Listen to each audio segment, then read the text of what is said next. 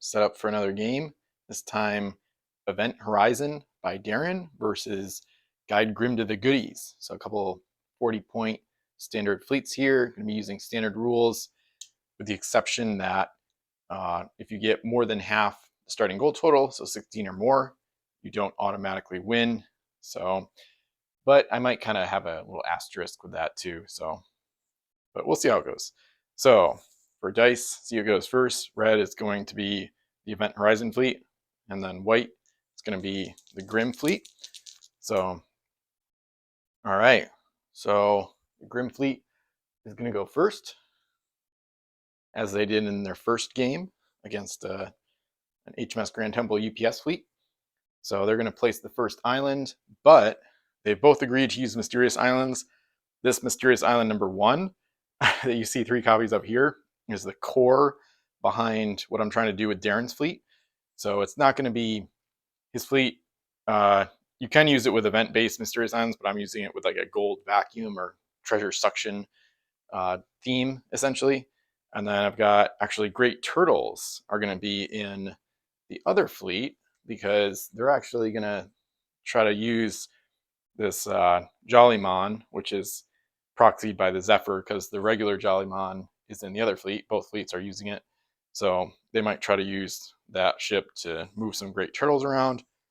So since they both agree to use Mysterious Islands, they're both going to put some in. So it should be pretty interesting. I'm really excited to try out the Event Horizon fleet. So starting with the first player, which is the Grim fleet, players take turns randomly choosing an island and placing it on the play area, and then 3L to 6L away. So normally it doesn't matter if it's random or not, but with all these islands, it does matter, especially because the Event Horizon fleet, especially, they know exactly what this island can do. And they want to, they would place all 3 of those if they could pick. But so we're just going to kind of lay them out, and then I'm just going to roll a die to see which island gets picked, and they could still place it down here. It's not like out of bounds or anything, but I did make the map bigger. So this like fabric yard is all the way out now, because the Event Horizon fleet, I'm pretty sure Darrin didn't talk about it in the fleet description, but I think that fleet would want to have the maximum 6L distance between islands, because the slipstream is slow and they want to have time to execute their plan with the crazy mysterious island gold suction effect. And the closer the islands are, the less likely it is that they'll be able to pull this off twice and suction all the gold to the island they hidden cove out to. So they're probably going to want to put them as far away as possible, which is interesting, because the Grim fleet is not super fast and they're trying to home island raid. So they actually want islands. As close as possible. So we're gonna roll to see which island that the Grim fleet picks here. So let's go left to right, 1 through 6. Easy way to do it. So they have to place the Great Turtle. So, all right. And then there's also Great Turtle home island rules that I have to figure out if any of those get picked as a home island. So, all right. So first island, they're just gonna try right in the middle there, or little Middle East type area. So, all right, and then we'll go 1 through 5, reroll 6s for the second island, which will be placed by the Event Horizon fleet made by Darrin. So they're going to place a Great Turtle as well.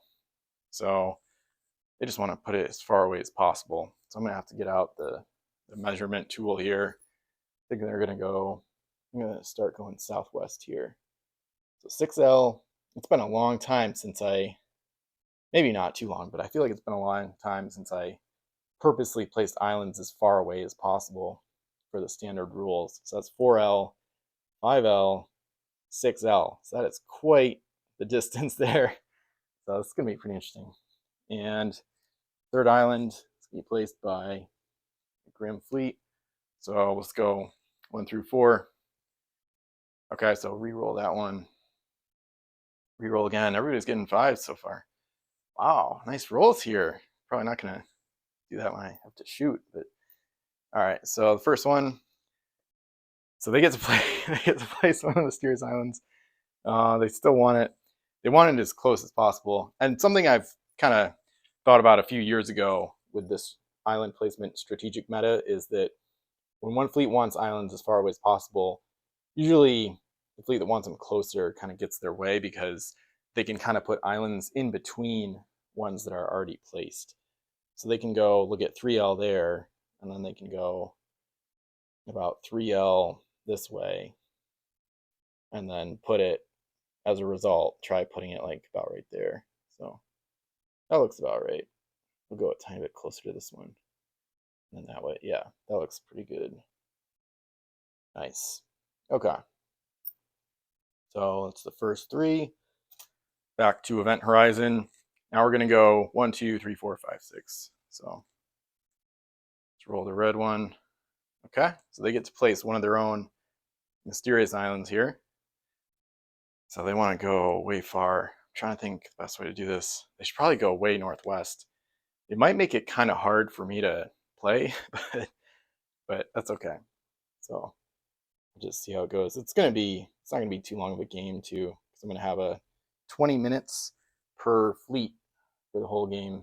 So it won't be more than a 40-minute game. That's 4L, 5L, and then 6L. It's gonna be up there. They're going way in the northwest corner there. And next fleet. So let's do 1 through 3, 4 through 6. Okay, so they place a great turtle. They're going to do, they can start thinking about how, since they go first, their home island is going to be chosen first by the other fleet. So they could start thinking about that. I think they're just going to go, probably going to try going over here, I think. They could come down this way, but they shouldn't, because that allows the last island to be placed way up there or somewhere north of this one. Remember, there's going to be 2 islands that are really far away from each other. This way there would only be one at most that are super far apart. They're going to try to go like right around there. Let's see if that's 3L.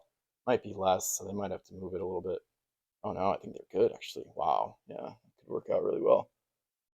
Okay, yeah, that's fine.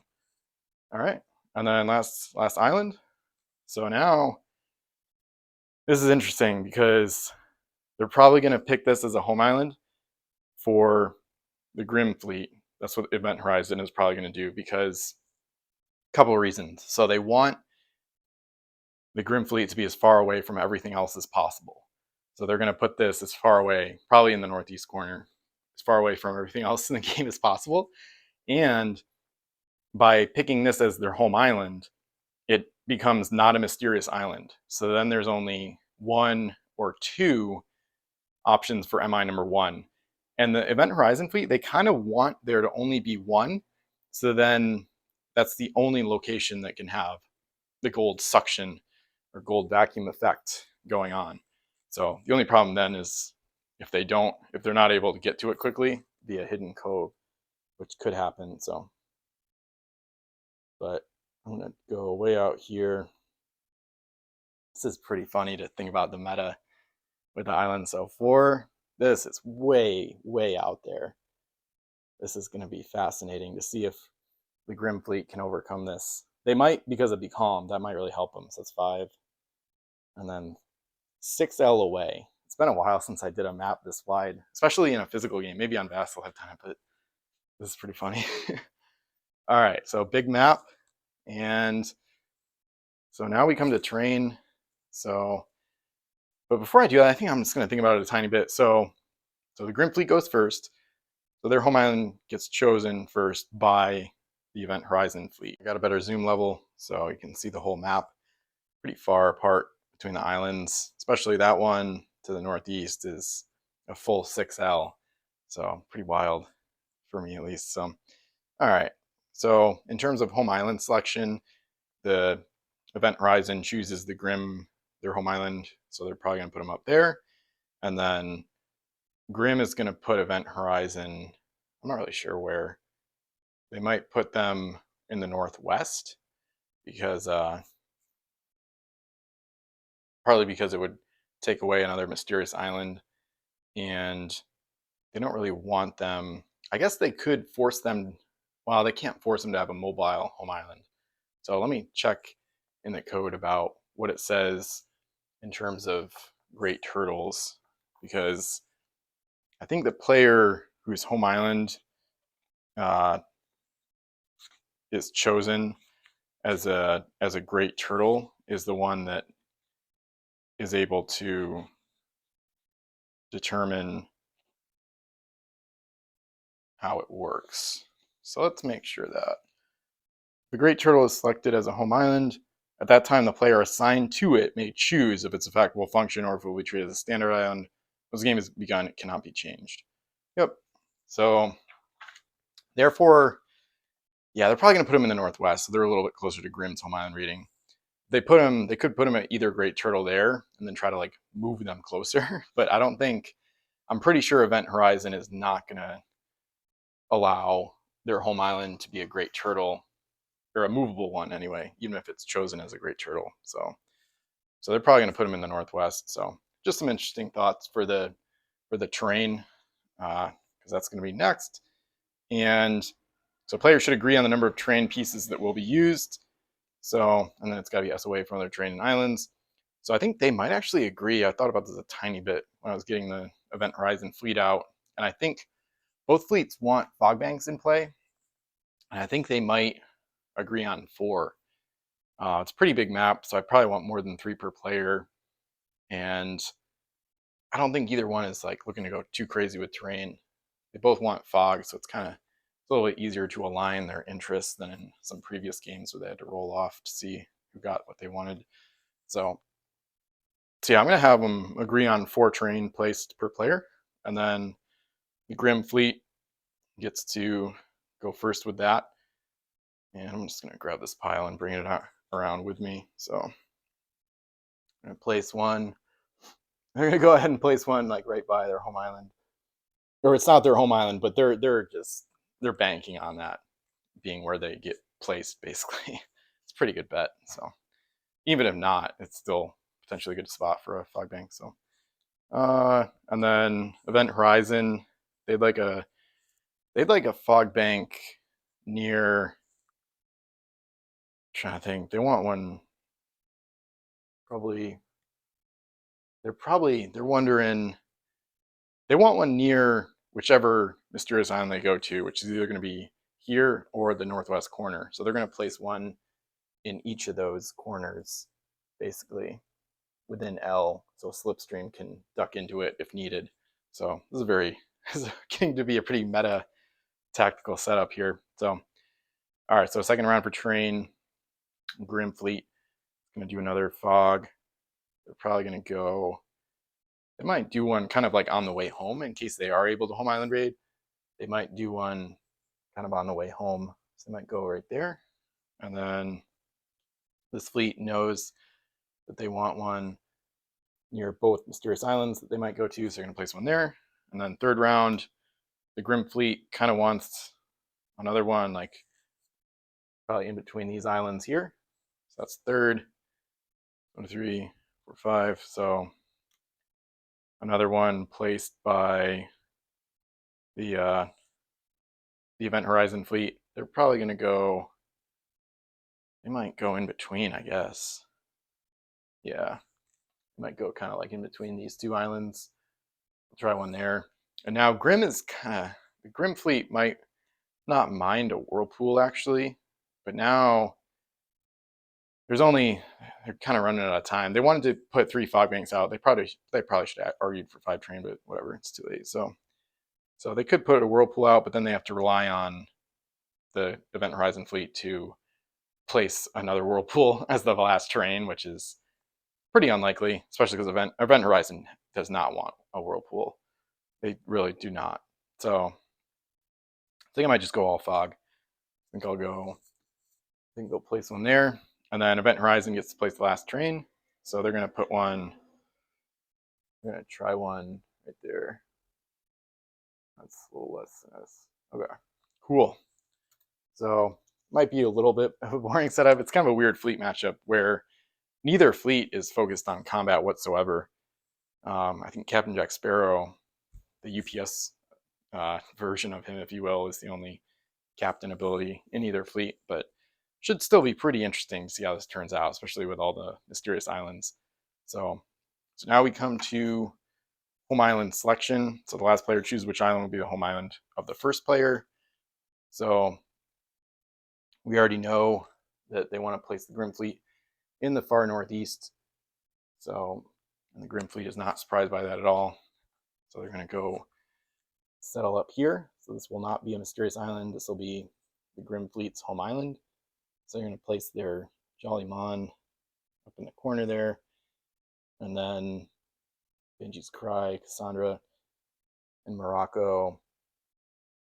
Probably have Morocco. Probably Banshee's Cry go to this island. Morocco and Cassandra there. Maybe we'll see. We'll see what happens. So the Grim Fleet is very excited to be going first because they have Becalm, so they should be able to freeze the other fleet pretty effectively. And then let's see. Yeah, they kind of want to. It's a tough one. It's really hard to use home island rating when the setup is this wide. So I'm thinking about maybe making an edit or a variant of the Grim Guide Grim to the Goodies fleet, because it's kind of like they kind of need like a micron or something like that. So I might do something like that at some point so that Cassandra can speed up, and maybe they could take advantage of some whirlpools and actually change their terrain strategy as a result. But anyway, all right. So they pick the location of Event Horizon's home island. I think they will go in the northwest because they know they're aiming for those types of mysterious islands. They want to take another one of those out of play. So if they put them here, so that's, see, this is, you really got to think about this. They put them here or here. Not only does it take away a wild island from them, it makes it easier. They might not see the event yet, I guess. Yeah, they don't. I guess placing crew happens after home islands are chosen. So they'd probably, the Event Horizon fleet would probably save their hidden cove for the placing crew. Or actually, I guess it doesn't say. I guess events have to be part of the starting fleet, so never mind. That's my bad, actually. I probably messed that up in a previous video too about fleet making. But anyway, so I guess usually placing crew and equipment is last, but then events, I think events have to be part of the starting fleet. So that's good to know, actually. So I guess they would see that they have a face down event, and they can maybe, they don't know it's hidden cove, but they can at least wonder about it. And then if it is, if they place them here or there, or even here, if they place them at any of the Great Turtles, one of the mysterious islands is going to be the closest wild island, it looks like. And then they can go straight to this MI that they brought to the table, that they brought to the game, which is kind of a red flag, arguably, that they're trying to exploit it. Versus if they put them here, then they'd have to go to one of the Great Turtle Islands, or if they put them there, they'd have to go to that Great Turtle Island with Hidden Cove, since it's the nearest unexplored wild island or wild island no treasure on it. So realistically, it's going to be the former, the nearest unexplored wild island. So, but if they don't really, I don't think they like here, because then they have kind of easy access to 3 islands. Here they only have easy access to like 1 island. So I think it's kind of a no-brainer to plop them up there in the corner. So both fleets are going to be kind of far from the gold. And then, okay, so Jollymon, Coeur du Lion, we go over here. So Jollymon, probably put her in the corner. Coeur is going to go there. And then Longshanks go there. And then Slipstream is a mercenary ship. So she has to start the game SOA from the Wild Island, which is going to be a little bit closer than that. So yeah, that looks good. Okay. I think the Becalmed event token is still going to hit all their ships, but oh well. It's like really hard to avoid. It's brutal, but oh well. So we got coins here. So each fleet contributing 8 coins worth 15 gold total, of course. And The Grim Fleet, as you may have seen from PSM List or my video of making that fleet, they have 5 UTs, and then the Grim Fleet, or sorry, the Event Horizon Fleet has 3 UTs. So we'll do a good mix up here. I'll start going. Got 4 there.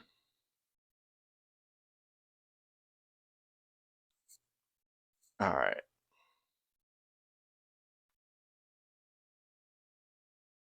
So I think that does it. I think we're ready to go. It's going to be kind of interesting. It's kind of a weird fleet matchup, but it'll be fascinating to try out this really interesting fleet that Darrin made for the first time. I got the chess timer ready, set to 20 minutes per player. We're ready to set sail. Grim Fleet is first up.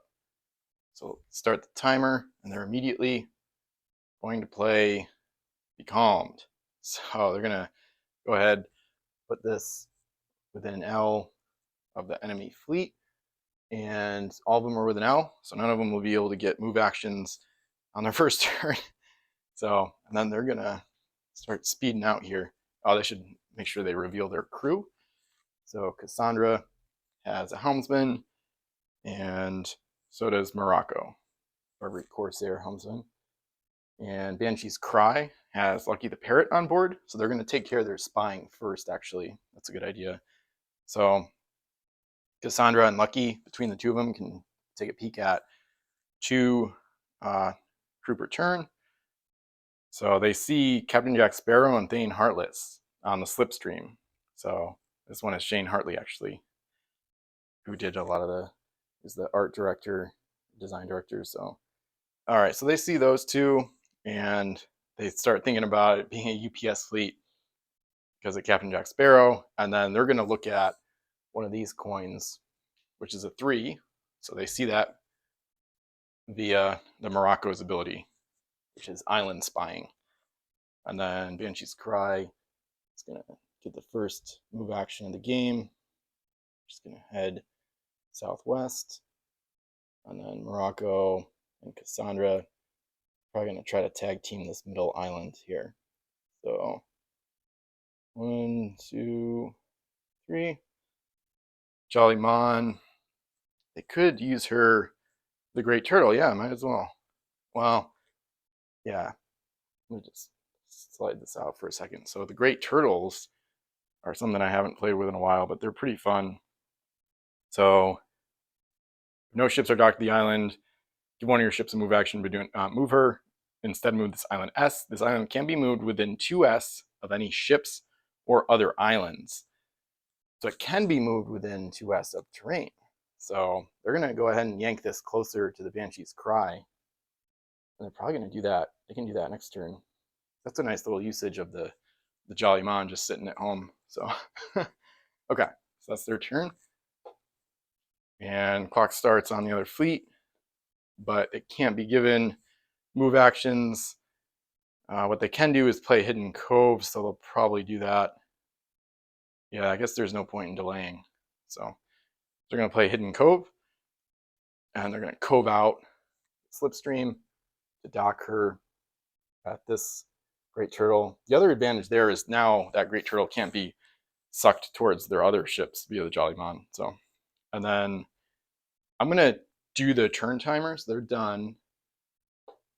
And now I'm going to spy double, because that's what they would do. They would have spied on their turn, but I don't want the clock to be running on the other fleet for that. So anyway, so Explorer, a Mercenary Explorer on the core, so they see that. And then they also see, or no, that was on the Slipstream, my bad. That was on the Slipstream, and they see a Mercenary Helmsman on the Core du Lion. So they're kind of seeing that it's pretty obviously going to be a fleet that uses UPS and transfers mercenary crew out to the Slipstream. So Jolly Mon is going to sacrifice her action to move the Great Turtle closer to Banshee's Cry. That is fascinating. Interesting. Okay, so I have Morocco keep going out here. And actually, I didn't spy twice. That was only, it was only 2 crew, but that was from the last player turn. so they can spy right now too. So they're going to see the last crew that's actually on a ship, which is Lucky the Parrot. It's just a proxy because I just have the one right now, or at least the one punched one. So they have a Lucky the Parrot in their fleet as well. Oh, they should have played that. But anyway, I'll have them do that on their turn. So, and then they can spy one more coin from this island, which is relics, the UT. So interesting. So 4 minutes done. All right. Now we get to event horizon. It comes out, and then they probably should have played Hidden Cove actually, but it's too late. Whatever. That's my bad. All right. Longshanks is going to reveal Lucky the Parrot, and they're going to spy the face down Viking crew and Cassandra. So now they see Grim the Savage. So they're getting an idea of what the other fleet is up to. And Slipstream, now her lack of a helmsman really hurts, but she's going to do what she can to get to this island. But yeah, it's going to take her another couple turns. So that's unfortunate, but oh well. Yeah, Longshanks might have to come out and assist her a little bit. But that's okay. Okay. And I guess that's it for them. Oh, yeah, that's it. That's all they can do. Because the spying for the next Grim fleet turn would happen after this turn is over. So speaking of which, I'll do more spying. So I'll do 2 turns worth of spying here. So Morocco on the last player turn, and now this one would see these last 2 coins. So they know there's 6 gold here, 2 3s, relics, and Cross of Coronado. So that's not very much out of the total of 30. So, and they've already looked at all the face down cargo on enemy ships. There's 3 that are on the home island as well, but since they're not on ships, they can't be spied yet. So now Jolly Mon is going to move this island closer to Cassandra and Morocco. Banshee's Cry is going to come over here, dock here. She has an explorer, so she's going to go ahead, look at this, and see what she wants to take here. So she gets Albatross, negative UT. She gets, oh boy, okay, she got the Nemo's charts.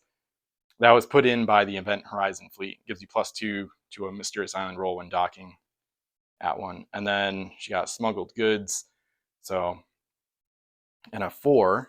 So none of those UTs take up space. So she takes up, she's got a coin, and then she picks up the other 3 unique treasures. So pretty decent haul, especially the Smuggled Goods. Really interesting to see how that plays out. And then got Morocco and Cassandra. They could make a run at trying to attack the Slipstream, but they might, but I think Morocco is going to dock here at least. It's going to get out of the way in case Cassandra wants to try to go attack or something. So they already know what's here.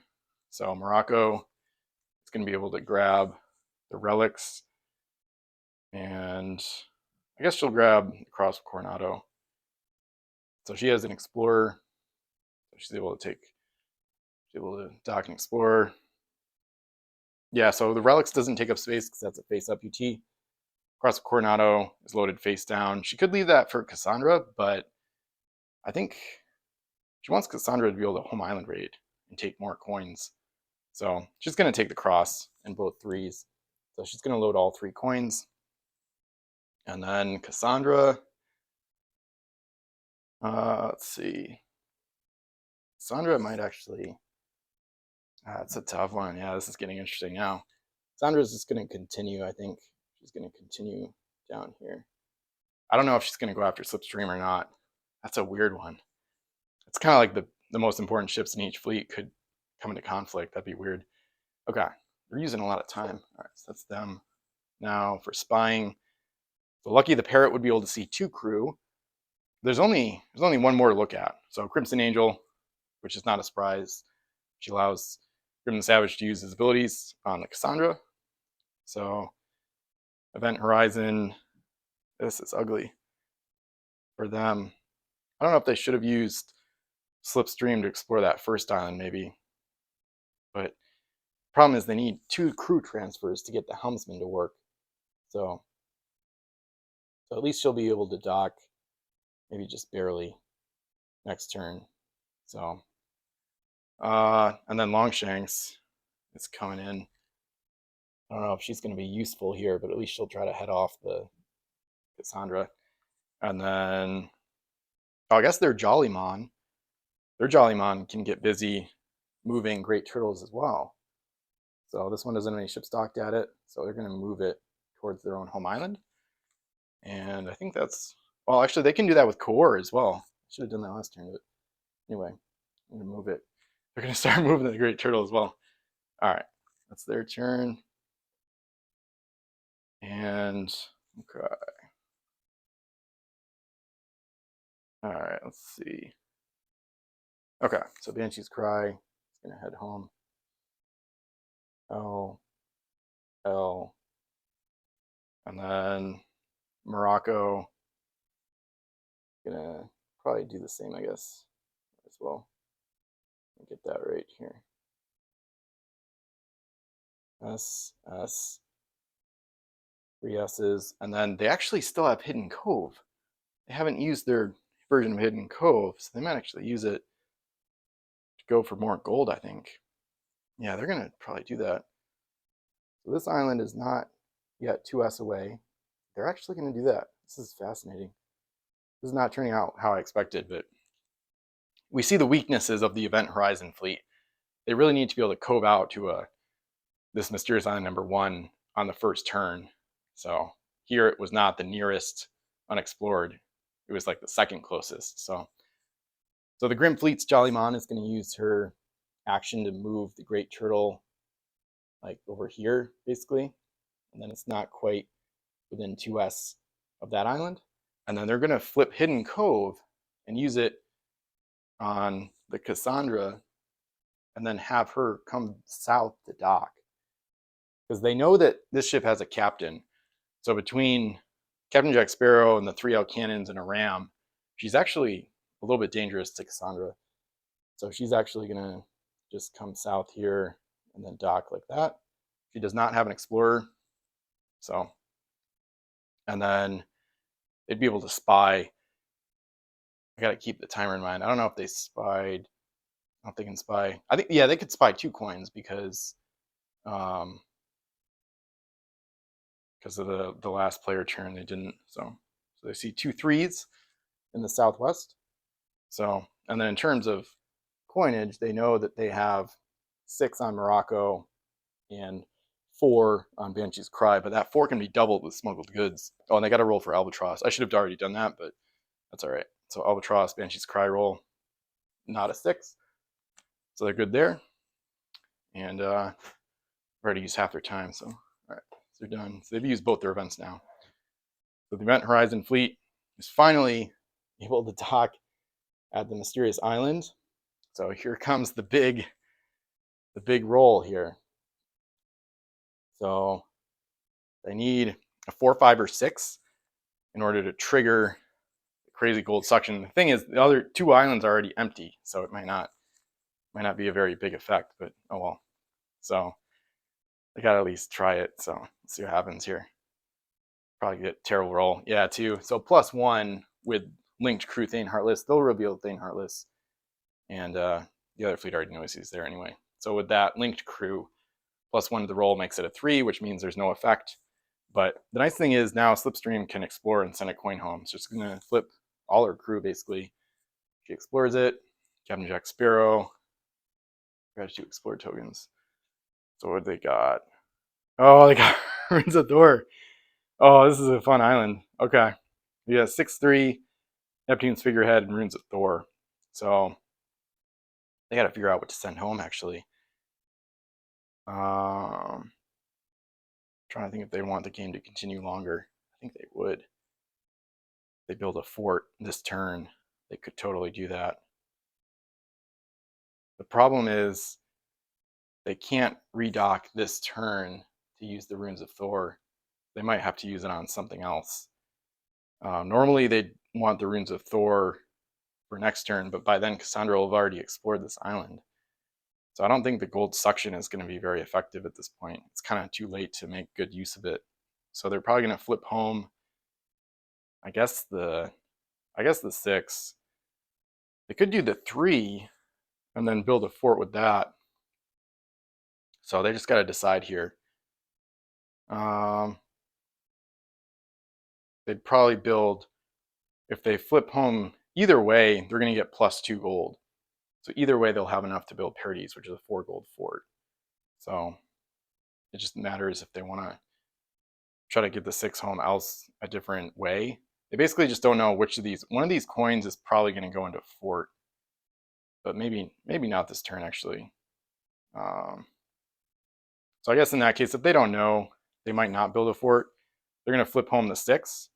So Neptune's figurehead goes to the slipstream, doesn't take up space. She doesn't have room. Actually, she might have 1 cargo. Oh yeah, she does have room for 1. Yeah, you know what? She'll take the runes of Thor. So she's going to load the runes of Thor, because Thane Heartless links, and then there's 3 crew that take up space, so 1 card space left open. Leave the 3, flip the 6 to Core. Core trades the Mercenary Helmsman out to the Wild Island, and then she's going to be given an Explore action, unloads the 6, gets plussed up with Aristide. So they have 8 gold on their home island, and then they're going to, via the free transfer rules, they're going to transfer Philippe Dubrissac to the core, and now they can do the Longshanks. They got to try to intercept Cassandra on the way home, I think. So she's going to come this way. She might be trying to get that 3 as well, but either way. And then Jollyman hasn't been given an action yet. So they're going to try to use the Great Turtle to obstruct the Cassandra's move back home, probably. So their Jollyman is going to move this turtle that way. And then that'll end. I think that ends their turn. Let me think about Lucky. I guess they don't need Lucky, really. Actually, now, yeah. Now I've already seen the other fleet. But speaking of which, now the Lucky the parrot that's on the Banshee's Cry can spy the new crew on core. They see it's Philippe Dubrissac. So they're not too interested in that. And they're going to come home. Well, maybe Cassandra. I think she should explore first. In case she gets into big trouble, Morocco could come back to help her, but that probably won't happen. So Cassandra with a big explore action. Put some tokens out here too. So it's like she got a 5, so that's cool.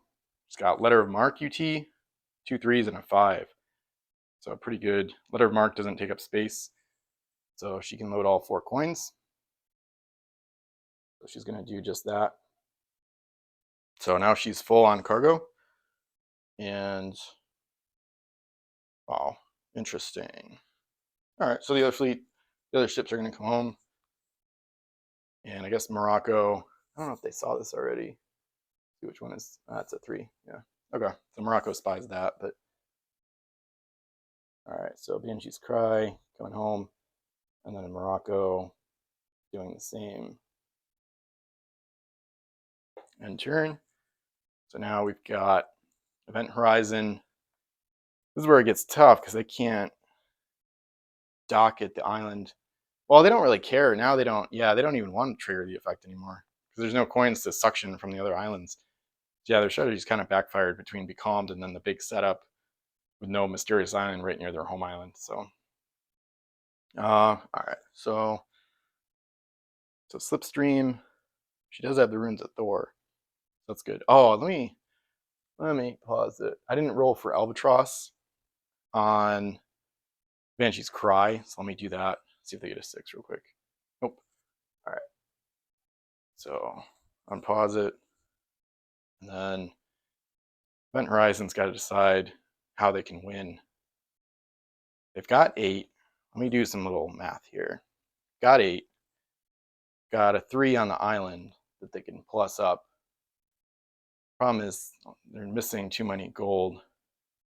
So they found 9 total on one island. So they know the other 21 original is in the hands of the other fleet. So that's a problem. So their best bet is maybe to build a fort to extend the game. But either way, they basically want to capture Cassandra and, and basically capture Grim intact, which could be tough. At least Cassandra doesn't have an oarsman, so that would make it easier. The big key now is I don't think they're going to be able to catch Cassandra, especially with such a big map. She might be able to go way around here with her speed and evade the Longshanks and the Slipstream because she's faster than both of these two ships. So, okay. I think Cassandra, well, okay, so Slipstream, she does have the Runes of Thor, so she could force a cannon to hit. She could force the Albatross on the Runes of Thor to change ships and go to the Cassandra, which might force her to miss some cannons or lose a boarding roll or something. But I think Slipstream, though, is probably going to, I think she's going to submerge. I don't see the point of loading the coin, especially if they can just grab it with Longshanks. Yeah, they're going to keep Runes of Thor on Slipstream. She is going to submerge. And then she's going to move. Actually, she might explode. Actually, wait. No. I just realized what I should be doing. Okay.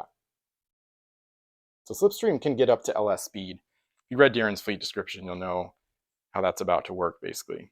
So she's going to be given an explore action. Slipstream is free crew transfer. I guess separate from the explore action, but whatever. I'm going to use to dump that crew. Captain Jack Sparrow is going to send home this 3 to the core. Philippe de Brissac comes out to the island, and then core explores the home island, puts the 3 there with Aristide. It's worth +2. Now a double free crew transfer. The oarsman on the home island comes to core, and then the helmsman and Brissac. So Slipstream has 11 points of crew on a 12-point ship. These are both worth 2 points, so that brings it to 15, but he minuses 1 from each, subtracts 1 from the point cost of each crew. So 15 minus the other 3 gets us back down to 12. So that's how we get the helmsman on the Slipstream. So now she has L plus S speed. So that could be pretty valuable. And then now there's no coins on any islands. So yeah, the whole Mysterious Island strategy is kind of not worked out for this game, but hopefully I'll play it again and it'll work better. But so I guess Longshanks is going to see if she can run interference on Cassandra. And then Jollymon in the Event Horizon fleet is going to once again move a Great Turtle, kind of try to start blocking some paths that the Cassandra might take to get home. And we flip it back to the Grim fleet, and they're ready to dump off a ton of gold at home. I'll do the Albatross roll first before I forget. So, okay. 1, I think I'm going to save Runes of Thor. The other fleet doesn't want to use it yet. So Banshee's Cry is going to dock home. She'll be boosting that 4 coin with smuggled goods. And Morocco is going to dock home as well, I'm pretty sure. Let me make sure. Before I dump the gold, let me make sure I want to do that. Yeah. So Morocco's going to keep the Cross of Coronado on board. So she unloads a couple 3s. And then I'm going to put the smuggled goods with the 4. And so that's going to be worth 8 total. Doubles the value of the lowest gold coin on the ship. So they just took in 14 gold. So a couple of seconds ago, I guess they were losing 13 to nothing. But now they're up 14-13. So a close game right now. Definitely feels like the advantage is in the Grim fleet. But we'll see if Cassandra can get home or not. Speaking of which, that'll be the next ship here. So let me see what she has on her. Yeah, she's got 11. That makes sense. Yeah, because they have 20. Yeah, because they found 21 out of the original 30. So Cassandra, she's just got to find the optimal path home. So Might actually not be that hard because she's faster than these other ships, so it might just take a long time to get there. So I'm gonna try to make sure she stays out of range. This is gonna be a funny game. And then spying, I don't think they care, especially with coins on home islands face up. I don't think they need to spy anything. And I think they've seen, yeah, they've already seen the other fleet's stuff. So, all right. So Event Horizon has got to play catch up here. So this is crazy. They might be able to use, they're going to use 2 ships to block, to try to block this Cassandra. This is wild. Yeah, they got both ships moving L+S, and then they've got 2 ships at home that can move these great turtles. They can only move S though, so it's probably not gonna, might not work super well. They're also probably gonna get into a great turtle war with the Jolly Mon of the other fleet. It's gonna be like Jolly Mon's moving great turtles from afar. So, all right, so Longshanks, they gotta try to cut her off. I don't think I've done this in a while. Then Cassandra can like reverse direction. This might be as close as they get. That's the issue. Probably not, but anyway. So I'm gonna move there, and then great turtles are gonna move as well. So they've got 2 ships docked at home, and I don't think there's really any reason for either one to leave. There's no like easy coins to get in here or anything, so they might move this one twice actually. Yeah, I think they're going to. I just gotta grab my straws here. For the 2S rule, basically, can't be within 2S of any islands. Okay. Oh. So they'll probably move it. It's going to take her a minute to get down there, so I think they'll move it this way first. We'll see how that goes. We'll move it twice and start moving some turtles around to try to block. All right. Now we switch back to the other fleet. Roll for Albatross. See if we get a 6 here. Nope. Okay. Let's see. Banshee's Cry. Nemo's charts, but it's not really going to help at this point. So they're going to at least run, they can run their own interference. That's the other thing. Once these 2 helpers get out here, they could just swing the tide. Swing this little mini battle that we might see. Okay, so now the Jolly Mon is going to move this great turtle the other direction. So they're going to move it towards their own home island or try to clear some potential trade routes for the Cassandra to get home. Okay.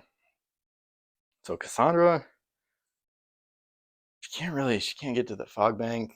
So this is ugly. Yeah, this is a tough one. She could reverse direction, but then she's going to be in range of the Slipstream's cannons. So they don't want to box themselves into a corner. Problem is they're faster, but they're not much faster. So it's like S+L here, or LS, and then SSS. So it's the difference between L and then S+S. I gotta not run their clock down too much. So she'll just go here. So, all right. Yeah, the clock might become a factor here. So try to keep going here. All right. Other fleets can move Great Turtle, 2S. Yeah, see, they have 2 ships. Well, the other fleet could not give action to one of these 2, and then they could have 2 ships or 3, up to 3. So Jollymon moves that, and Core does as well, and then Longshanks.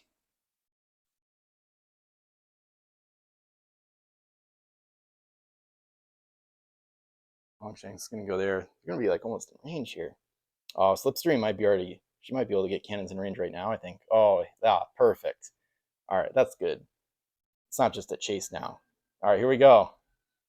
So 2 cannons, both 3 Ls. So Captain Jack Sparrow gets the captain ability. I'm gonna roll these little dice here for the cannons.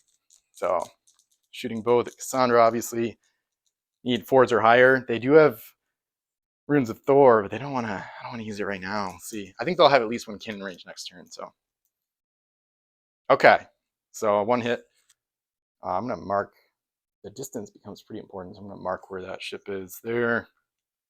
Take a mast out.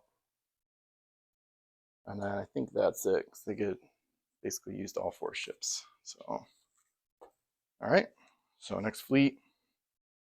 Yeah, this is tough. They're going to be risking a ram.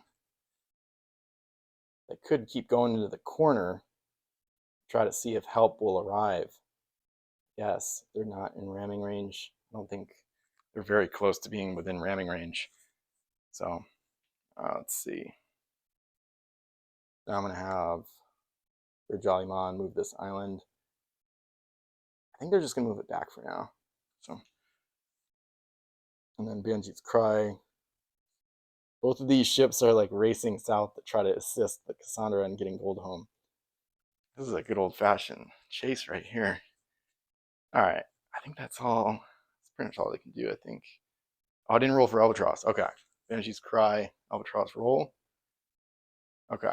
4. Okay. So they're not going to use Runes of Thor. I got to take a second. So Lucky the Parrot on the Longshanks.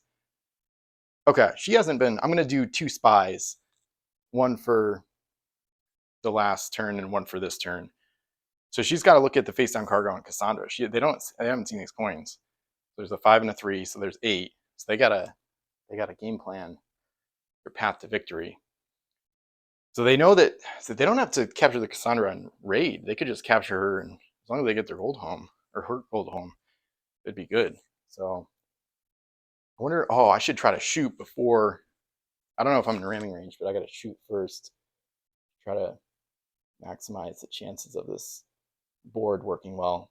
Ah, they're not in range anymore, though. All right, let's see if they're in ramming range. It's like a game of millimeters right now. Nah, not quite. Nah. All right. Actually, she's going to take back that S then. It's about to get away if they keep moving that way. I'm going to go, yeah, she's going to go this way. I'm going to try to keep boxing her in. Okay. And then moving the Great Turtle, you're going to move it twice with the core and their own Jollymon. And that does it for them. Pretty equal on time right now. So this fleet, move Great Turtle back.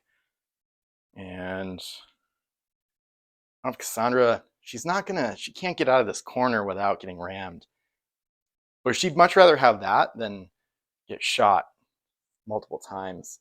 So I think she's gonna go for it.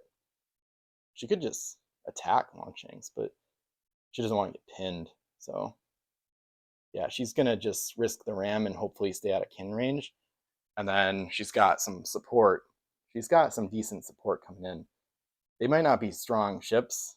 They only have 5S cannons, but the ramming and boarding is going to be key, I think.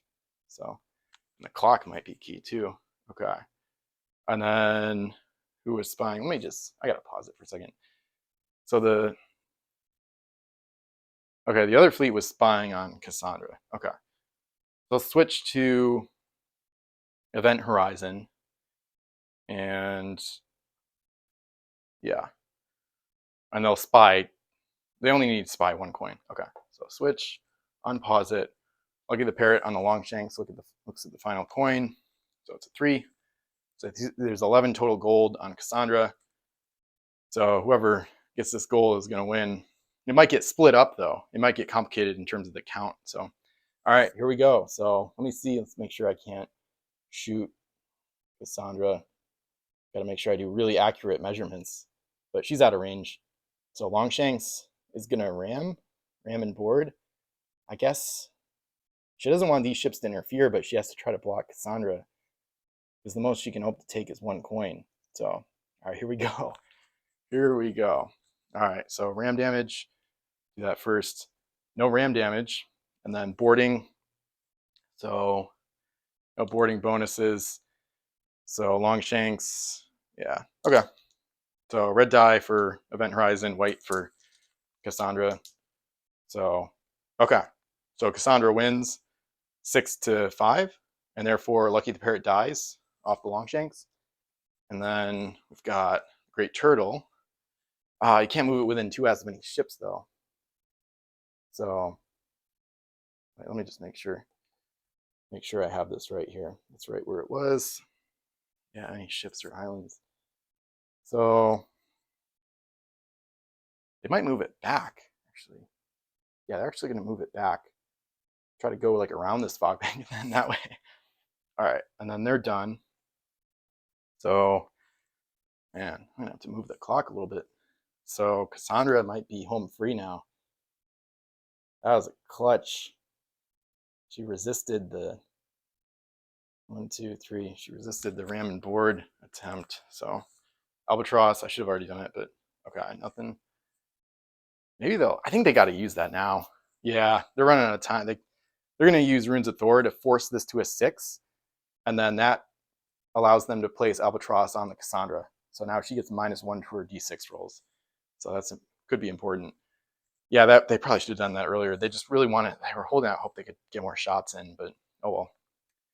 All right, and then, or they could have used, oh yeah, they could have used that on the boarding party, but anyway, they might be able to board again. So I think they can actually. Yeah, these ships can't, they're not going to be able to block. All right, the time at the clock might run out too. 1, 2, 3. All right. Neither fleet strategy is working, but the game is still really good and tight, so that's fun. And then, so this ship, so their Jollymon is going to move this back down, and then they're done. So, okay. So, but now they already used the Runes of Thor, so maybe, well, it might help right now with the boarding party, so we'll see. All right, so Longshanks is going to go in for another ram and board, this time off the starboard quarter. So let me make sure. Okay, red die, need a 4 higher for ramming damage. And then boarding party. So white is Cassandra. So both start at 3. Cassandra wins again. Okay, nothing for Longshanks to eliminate. So Slipstream, that might be it. Let's see, Slipstream's getting close though. I don't know. She's gonna have at least one. I think she's got both because this doesn't really, I don't know if it's blocked. I don't think so. You could argue it's blocked by the part of this plastic part, but Slipstream shooting twice, so I don't think it's blocked. 1 hit, so Cassandra hit once. I'm gonna switch it and pause it so I can take out the mast here. So yeah, the clock is, oh man. So let me just make sure I understand. So they have 14, so they're ahead, 14 to 13. So the clock runs out, they're not complaining. As long as it doesn't run out on them, but obviously, but yeah. So the clock runs out, you lose. So okay. Problem is, I think they mismanaged the Runes of Thor. I think if I had unlimited time, I would have maybe realized to use it sooner. But yeah, they should have used it on the boarding party. But the problem with that is, actually, you know what? I don't think it would have helped because I'm using standard rules. Normally, I use my favorite house rule pretty much, which is winners of boarding parties get to choose what result happens and then what treasure to take. They don't choose which crew is eliminated, but they can choose the other stuff. But in standard, Cassandra can just give them like Albatross or the Letter of Marque, or she could eliminate Grim, which probably doesn't matter at this point. So actually, yeah, see, boarding is not as effective in the standard game. So, all right. So let me make sure you got this right. Okay. Yeah, so timer is set to restart with the Grim Fleet, and I think they're going to get away with it here. Let's see. But they got to keep moving here. So 1, 2. Yeah, the problem is they can block really effectively now. So they could just get in the way, and I think that would do it. I think they're just going to do that, and then submarines on the surface. I got to pause it, actually. I think submarines on the surface can't be boarded, but they can't have ram damage against them. But I just want to make sure, just so I don't mess it up. Not damaged when rammed, and still board and be boarded. So Morocco could board Slipstream, but I don't see much benefit. I don't really see the point. So I gotta start the clock again. Yeah, I don't see the point really. She might just block off the stern in case of more shots. Yeah, I think she's just gonna block this way. So she's gonna move like right there, and I think that's probably fine. So back to the other fleet. Slipstream, stay surfaced. She gets here, but yeah, she's not quite there. It'd be in range of the flag, but Morocco blocks it. So 2 shots at Morocco. So 1 hit. I'll pause it and do that after this turn ends. I probably forgot some of the island movements, but oh well. Last turn. It's kind of exciting with the rams and ports though. Longshanks. She's just gonna move like that. Switch. I'm gonna pause it for the mast elimination real quick. And then so Morocco's got 1 mast. I think it's probably over. So move the clock back down. It's on the way. Cassandra zooming home at this point. So yeah, there's no, they can't get, they're not gonna get there. Banshee's Cry. She might go elsewhere now actually. And then they're gonna move this island back down with Jaliman. Switch it, move the island back up, try to bring it over here, but they can't get there. So Slipstream might be able to sink Morocco, but she needs both shots to do it. So 4 or higher. Oh, so Snake Eyes, nothing there. End turn. Sandra going home at full tilt now. Move this back with their Jaliman. Cry goes there. Morocco, they got a minute left, they're fine. So Morocco is not going to use her full action, but switch it back. Make sure Slipstream can't do anything here. Nah, it's out of range. It's going to try one more time, might as well. Especially if there's a units in play tiebreaker. It's not going to be a tie, though, at this point. So, okay, Jinx, switch over, 10 seconds left. But that'll do it. So Cassandra's going to get home. She's going to unload her coinage. And, oh, Morocco would have used her. She actually had relics. Yeah, see, that's the other problem with the timer is you forget stuff. So she would have given relics to the Slipstream, and then she also has Cross of Coronado. So she had multiple defensive UTs. So, oh well. So she wouldn't have been dismasted, at least not that early. So 11 gold comes home, and the Grim Fleet is victorious. So they got that original 8 and 6 for 14, and then plus 11 is 25. 25 against 13. Another high-scoring game, partly because of the smuggled goods and partly because of Aristide. So they added 8 gold to the game total. So that's why we got 38 total instead of 30. So, all right. So Guide Grim to the Goodies has their first victory, and the Event Horizon Fleet, it didn't work out well going second, and then becalmed. Wasn't a huge hindrance, but it's just really tough. The Event Horizon Fleet, they need to be close to one of these islands right away. But if you don't pick your own home island, that becomes more difficult, because then the other fleet can just pick you to go somewhere where you're not near the island you need.